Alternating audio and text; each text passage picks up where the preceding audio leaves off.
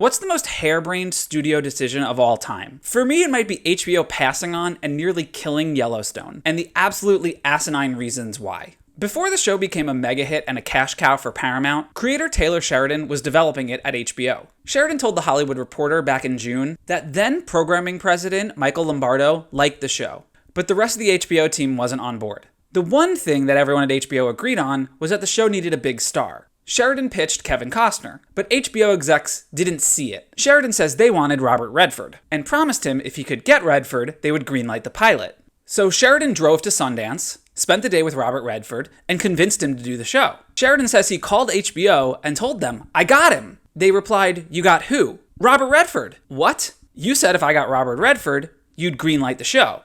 And according to Sheridan, they replied, "We wanted a Robert Redford type."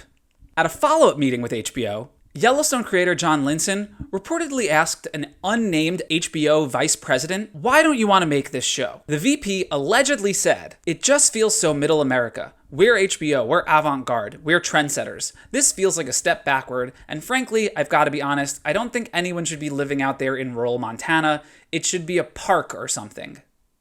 Sheridan later used those lines in the show. HBO execs also reportedly didn't like the character of Beth Dutton, who has since become a fan favorite. They called her abrasive and thought that women wouldn't like her. Sheridan said he finally got fed up with HBO after that, and asked them, "Who on this call is responsible for a scripted show that you guys have on the air?"